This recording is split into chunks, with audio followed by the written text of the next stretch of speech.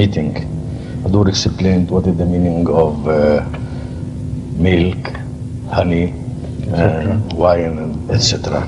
There are still some other things which people will, the Momin, the believers will get in paradise. Right. Like wines, like dates, like azwaj mutahara, like rumman.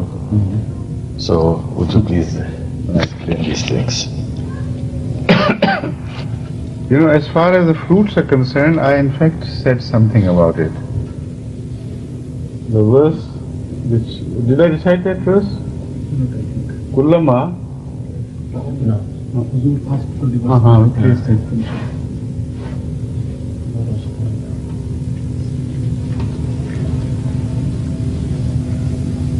أعوذ بالله من الشيطان الرجيم. كلما رزقوا منها من ثمرة رزقا قالوا هذا الذي رزقنا من قبل وأتوا به متشابها ولهم فيها أزواج مطهرة وهم فيها خالدون. There are two very important things about this verse. Number one, although these pleasures will be spiritual, but they will take a form similar to our experiences here. See? Now this is important to note, because otherwise they couldn't have said we were given these things before, except in the case that it is those who love the attributes of Allah and to them they were the most pleasing things.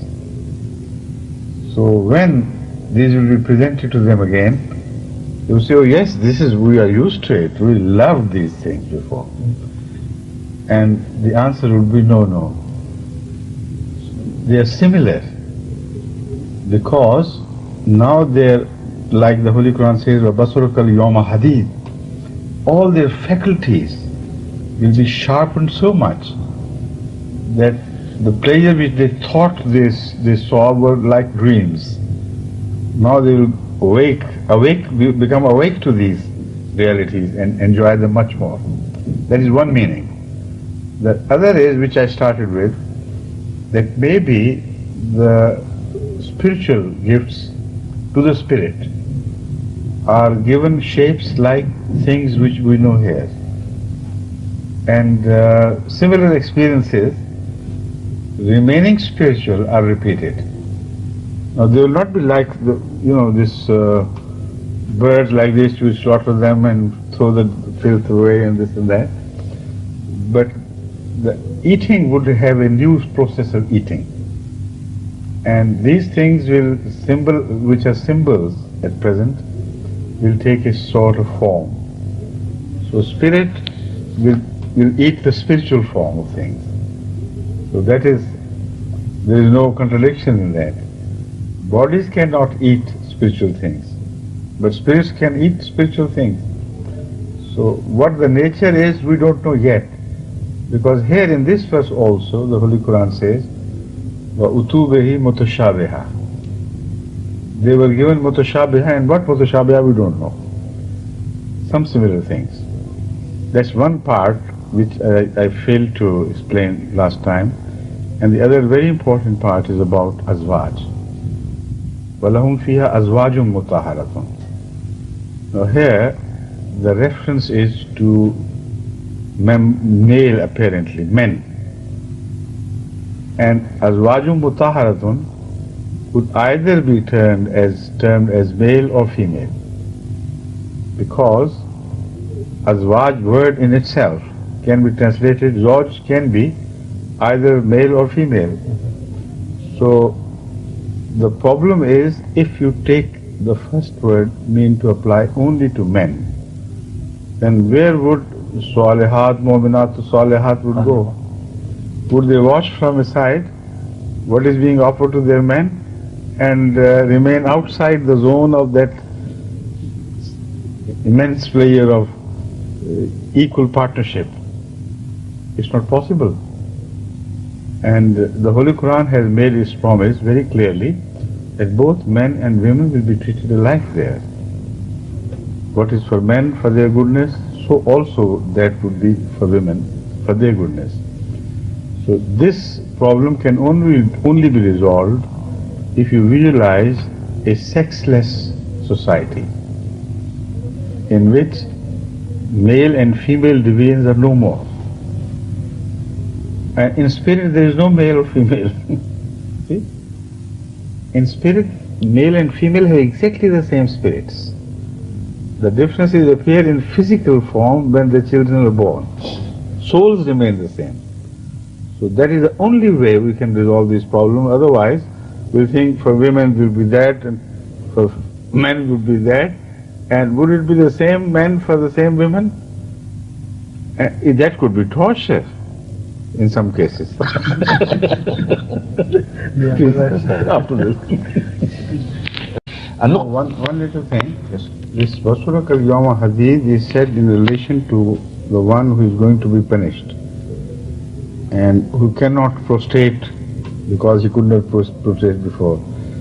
So I don't mean this will be addressed to the Ahl Jannah. I mean this is a general principle which will apply not only to those who will go to hell but also to those who will go to heaven. In both cases, if their sight is sharpened, of course, the sight of the Ahl Jannah would be much more sharpened. Yes. Now, in this regard, they should, normally people have a different concept about these things because the ulama have not told them properly what it would be and they don't concentrate on the meaning of the Quran themselves. But every believer should do it himself. There are certain things which are completely lacking from the description of Jannah. No children are mentioned at all, that they will be born there. If there is sex, it should have been mentioned as well. No sex is mentioned whatsoever. So, no children, no sex, so what are the who for? This is the question. The answer to this I am going to give you now. The fact is that unless we understand the pleasure in this world, we will not be able to understand the pleasure of the hereafter. The pleasure does not lie in anything material. It only lies in the waves it sends back, or pulses it sends back in electrical form to the mind. When we eat something, the food remains outside. It touches the tongue. Nothing of that food is transferred to the brain who feels the pleasure. What the brain receives is just a message. And that message is not related there as much to the food as to its own desire to have something. So some people don't like prawns. They hate the smell of prawns. So prawns themselves don't mean anything. Only those who love prawns, the message is sent to the brain this much, that that sort of craving your mind has already been provided. And it's the information which pleases. And love also is simply an information. Hatred again is simply an information. If you you sit in company of someone you love, what do you receive? No physical thing, but the pleasure of being close to somebody is in response to the desire of the mind to have that something. So when the desires are fulfilled, it's immaterial whatever is the form of the fulfillment. So that is why the Holy Quran explains the philosophy of Jannah. وَلَكُمْ فِيهَا مَا تَشْتَهِي أَنفُسُكُمْ وَلَكُمْ فِيهَا مَا تَدَّعُونَ. Whatever you desire, you will get, and that is the pleasure. So some people here in the West, they are very sensual-minded. The same is not true of the East. But here they give open-voiced, open expression to what they feel. In the East we hide it, and it's more hypocritical attitude in the East. But here, even a small girl can stand up and say, look here, will there be sex in Jannah? So my answer to them is, what do you think sex is?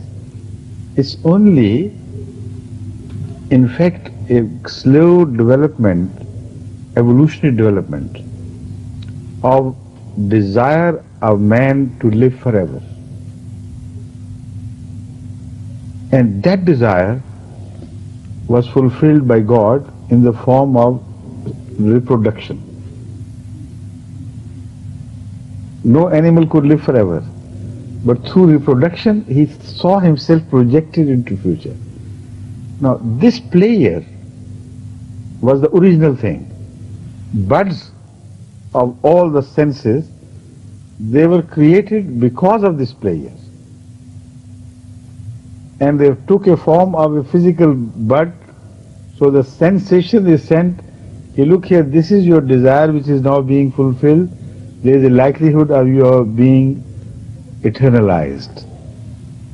Now, every time it is not fulfilled, so God out of blessing has created this bud system.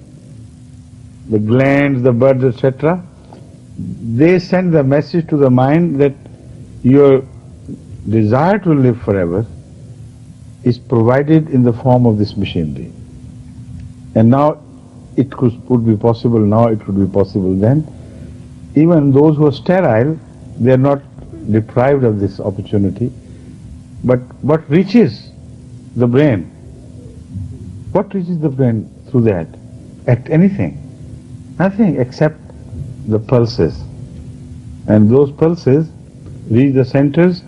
So in the final analysis, the player is pulse, vibration, amwaj, which reach the brain. Now some people say, what is the player of love of God and all in this? Will we not be bored? Of course not. If they have trained themselves to love God and they have acquired that taste, then when he comes closer, the sensation which it will create would be far more than any beloved who comes closer to you after long separation.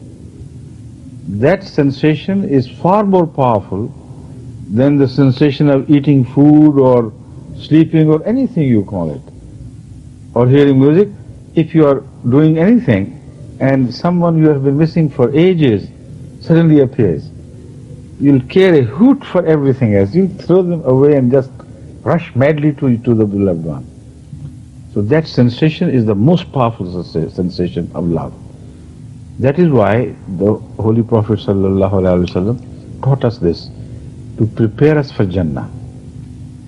Allahumma rzuqni hubba man ahabbaka wa hubba man yuhibbuni ilayka wa hubba man ahbabta bihi wa waj'al hubbaka ahabba ilayya min al-ma'il baride, and other words of the same nature. This is a training for the prayers of the Nomai Jannah. The greatest prayer would be nearness of God. And because God has created this system of seeking pleasure from small ordinary things, why don't they have faith in Allah that they'll create 100,000s of times more pleasure in the real things which are noble and which are worthy of pleasure? So this carnal element is not important anymore. After we die, what is important is that we must have pleasure. For this we live here on earth. Pleasure, pleasure, pleasure. Even when we go to Goyim, it's pleasure. When we talk to our children, it's pleasure. When we meet for companions, pleasure.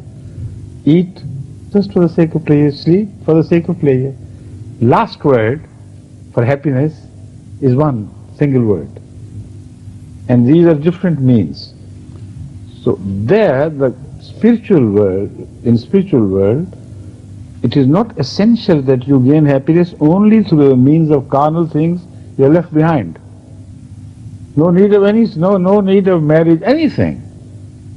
Just companionship of high quality would send pulses into you so powerful that life would become an eternal joy.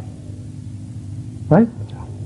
Now about this principle of pleasure, I want to give some more examples so that you should be fully satisfied that lack of these things which provide us pleasure and happiness in the hereafter does not mean anything whatsoever.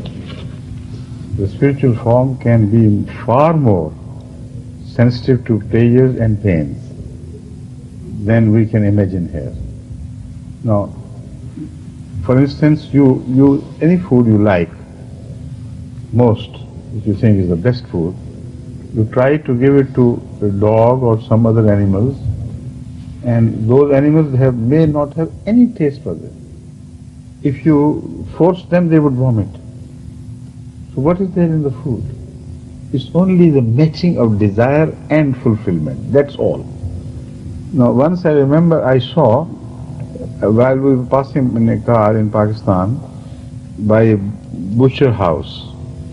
You know, where how the cows and goats, etc., are slaughtered. That's the butcher house. You know that? Butchery, where they slaughter and they throw the filth out away. All the dirt and filth and bowels with all the human filth, animal filth, they're thrown out. And there I saw some of the most strong and fully fattened dogs, very powerfully built, because day and night they ate that filth. And the way they sat over the filth, as if they were lords of the world, as if they were the monarchs, and we appear to them as nothing, meaningless. What are these things, We are sitting and eating the filth of the cow, the filth of the goats and things. When I saw them, then I realized how man behaves foolishly towards God. You see, unbelievable, this realization dawned upon me. I said, he tells us the worldly pleasures and the sinful pleasures are like filth. Don't be like dogs. And we don't believe him. And we continue to eat. But when we die and are revived, then the things we have been doing would be so nauseating to us that the very thought would be torture. See? And things we have been avoiding, then they would appear as things because the buds would be changed. If you transfer the bud of one animal to another, his taste would change. So the spiritual buds would be completely different buds. So this carnal pleasure concept would be just an obsolete thing which had no meaning in the hereafter. But those pleasures which are going to be received by the spiritual buds, they are, we don't know how many times, but there is no comparison between those pleasures and the ones we think are the pleasures.